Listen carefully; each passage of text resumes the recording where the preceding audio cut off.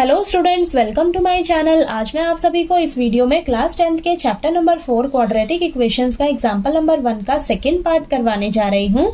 हमें दिया है a cottage industry produces a certain number of toys in a day. The cost of production of each toy was found to be 55 minus the number of toys produced in a day on a particular day. The total cost of production was ₹750। We would like to find out the number of toys produced on that day. तो question में हमें दिया है कि ये cottage industry है जो हर रोज ना कुछ खिलौने बनाती है। ठीक है, आगे हमें दिया है कॉस्ट ऑफ प्रोडक्शन दे रखा है ईच टॉय का, यानी कि एक खिलौना बनाने की जो कॉस्ट है ना वो हमें क्या दे रखी है। अगर जितने भी खिलौने एक दिन में बनाए जा रहे हैं उसे हम 55 में से माइनस कर देंगे। ठीक है, अगर हम 55 में से माइनस कर देंगे नंबर ऑफ टॉयज को जो एक दिन में प्रोड्यूस किए जा रहे हैं, तो वो हमारे पास क्या निकल कर आ जाएगा, cost of production each toy का। ठीक है, एक खिलौना बनाने की कॉस्ट हमारे पास निकल कर आ जाएगी। ठीक, आगे हमें दिया है कि एक दिन हमने देखा कि जो टोटल कॉस्ट ऑफ प्रोडक्शन है ना वो कितनी हो रही है, हमें 750 रुपीज। ठीक है, और हमें फाइंड आउट करना है कि उस दिन कितने खिलौने बनकर तैयार हुए। ठीक है, तो हमें number of toys find out करने हैं प्रोड्यूस्ड ऑन दैट डे। उस दिन कितने खिलौने बनकर तैयार हुए तो वो हमें फाइंड आउट करके बताना है। ठीक है, तो चलिए स्टार्ट करते हैं इस क्वेश्चन को सॉल्व करना। तो जो चीज हमें क्वेश्चन में फाइंड आउट करनी होती है उसे हम सबसे पहले लेट करके चलते हैं। तो सॉल्यूशन में आप सबसे पहले लिखेंगे let the number of toys produced on that day is equal to X। ठीक है, अब हमें क्वेश्चन में दिया हुआ है कि जो कॉस्ट ऑफ प्रोडक्शन है ना एक खिलौने की, ठीक है, वो कितनी दे रखी है।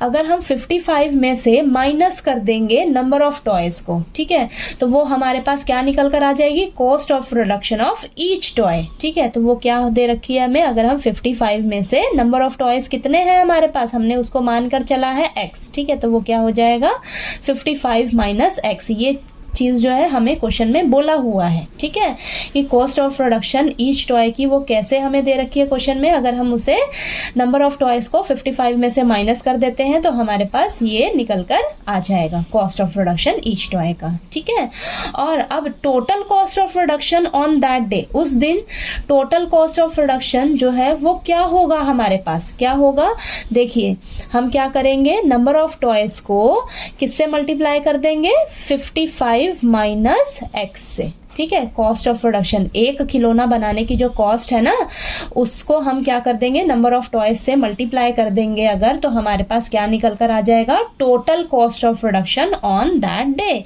ठीक है, मैं आपको एग्जांपल लेकर समझाती हूँ। मान लीजिए आपको एक खिलौना, एक टॉय बनाने की कॉस्ट कितनी पड़ रही है, आपको 10 रुपए पड़ रही है। ठीक है, यानी कि एक खिलौना बनाने की आपको 10 रुपए कॉस्ट पड़ रही है, तो 5 खिलौने बनाने की आपको कितनी कॉस्ट पड़ेगी। ठीक है, देखिए 5 × 10 करेंगे ना आप, 5 × 10 यानी कि एक खिलौना बनाने के आपको 10 रुपए लग रहे हैं। ठीक है, 10 रुपए लग रहे हैं, और अगर आपको 5 खिलौने बनाने पड़ेंगे तो आपके कितने रुपए लगेंगे, 5 × 10 कर दोगे यानी कि 50 रुपीज लगेंगे कि नहीं। ठीक है, तो वही चीज तो है, एक खिलौना बनाने की कॉस्ट आपकी कितनी लग रही है, 55 माइनस X। ठीक है, 55 माइनस X, और अगर आप इसे क्या करोगे, नंबर ऑफ टॉयज हमने कितने माने हैं, X माने हैं। ठीक है, एक खिलौना बनाने की 55 माइनस X कॉस्ट लग रही है, और X खिलौने बनाने, ठीक है, X खिलौने बनाने की टोटल कॉस्ट कितनी लगेगी हमें, हम X को क्या करेंगे, नंबर ऑफ टॉयज को क्या करेंगे, मल्टीप्लाई कर देंगे 55 माइनस X से, तो हमारे पास ये जो है क्या निकल कर आ जाएगा, टोटल कॉस्ट ऑफ प्रोडक्शन। ठीक है, ये चीज क्लियर हुई आपको, नहीं क्लियर होगा तो दोबारा से आप कमेंट में पूछिएगा जरूर। ठीक है, अब यहाँ पर हम लिखेंगे अकॉर्डिंग टू क्वेश्चन। अब हमें क्वेश्चन में क्या चीज दे रखी है, हमने एक दिन देखा कि जो टोटल कॉस्ट ऑफ प्रोडक्शन है ना वो हमें कितनी पड़ रही है, 750 रुपीज। ठीक है, तो यहाँ पर हम लिखेंगे टोटल कॉस्ट ऑफ प्रोडक्शन कितनी दे रखी है हमें, 750 रुपीज। ये चीज हमें गिवन है। ठीक है, और हमने निकाला क्या है, उस दिन हमें क्या टोटल कॉस्ट ऑफ प्रोडक्शन क्या पड़ रही है, देखिए हमने निकाला भी है X × 55 माइनस X। ठीक है, और ये 750 रुपीज़ हमें दिया हुआ है। ठीक है, तो ये दोनों क्या हो जाएंगे, एक दूसरे के इक्वल, यानी कि जो कॉस्ट ऑफ प्रोडक्शन है एक दिन की वो हमें कितनी दे रखी है, 750 रुपीज़। ठीक है, तो अब इसको आप सॉल्व करिए, यहाँ से आपको एक क्वाड्रेटिक इक्वेशन बनकर मिलेगी। ठीक है, तो इसको हम सॉल्व करेंगे, x को एक बार 55 से मल्टीप्लाई करेंगे और x को एक बार -x से मल्टीप्लाई करेंगे, तो यहाँ पर हमारे पास आ जाएगा 55 इंटू एक्स और माइनस का x square is equal to 750। ठीक है, आप इसको रीअरेंज करिए, माइनस का एक्स स्क्वायर है ना, आप सभी टर्म्स को इस साइड ले जाइए, तो आपके पास हो जाएगा ये प्लस का एक्स स्क्वायर, प्लस का 55x है, इधर ले जाइए तो माइनस का 55x हो जाएगा और ये प्लस का 750 ही रहेगा इज इक्वल टू 0। सभी को मैंने इस साइड शिफ्ट कर लिया है। ठीक है, तो इस साइड 0 बच जाएगा, तो हमारे पास ये इक्वेशन मिल जाएगी। ठीक है, तैयार होकर मिल जाएगी। अब इस इक्वेशन को हम चलिए सॉल्व करते हैं।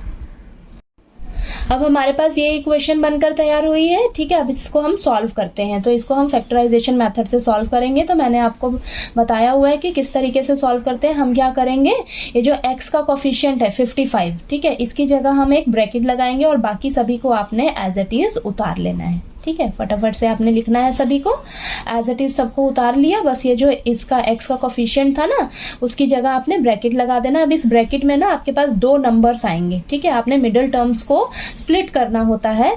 ठीक है, तो यहाँ पे वो 2 नंबर्स क्या होंगे वो चलिए हम फाइंड आउट करते हैं। एक्स स्क्वायर का कोफिशिएंट क्या है, 1 है। कांस्टेंट टर्म क्या है आपके पास, 750 है, तो ये आ जाएगा आपके पास मल्टीप्लाई करके क्या आएगा, 750। ठीक है, अब 750 के ना हम फैक्टर्स निकालेंगे। ठीक है, तो चलिए फटाफट से फैक्टर्स निकालते हैं। तो ये हमारा 2 पे जाएगा, तो ये आ जाएगा 375 सॉरी। अब नेक्स्ट ये 3 से डिवाइड होगा, तो यहाँ पर आएगा मेरे पास 125। ठीक है, नेक्स्ट हम इसे करेंगे 5 से डिवाइड।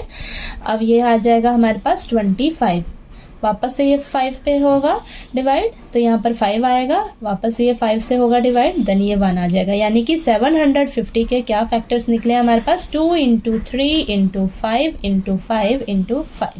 ठीक है, अब ये जो फैक्टर्स आए हैं ना, इनमें से हम वो 2 नंबर्स फाइंड आउट करेंगे, इनको आपस में मल्टीप्लाई कर करके चेक करेंगे कि कहाँ से हमारे वो 2 नंबर्स मिल सकते हैं। ठीक है, देखिए 2 3 ज़ा 6, 6 5 ज़ा क्या हो जाएगा मेरे पास, इन तीनों को जब मैं मल्टीप्लाई करती हूँ तो मेरे पास क्या आता है, 30 आता है। ठीक है, और जब मैं इन दोनों को मल्टीप्लाई करती हूँ तो मेरे पास क्या आता है, 25 आता है। ठीक है, अब अगर मैं 30 प्लस 25 कर दूँ तो मेरे पास कितना आ जाएगा, 55 आ जाएगा। ये बीच वाला नंबर आ गया, वापस से 55 आ गया। ठीक है, और अगर हम 30 इंटू 25 करते हैं तो मेरे पास आता है 750। आप मल्टीप्लाई करके चेक करके देख लेना। ठीक है, तो हमारे पास वो 2 नंबर्स क्या है, अब ये 55 को हमने ब्रेक करना था 2 नंबर्स में, तो वो 2 नंबर्स मुझे क्या मिले हैं, 30 प्लस का 25। इन दोनों को प्लस करेंगे तो हमारे पास वापस मिलेगा 55 ही मिल रहा है, और इन दोनों को मल्टीप्लाई करोगे ना तो ये जो साइड वाले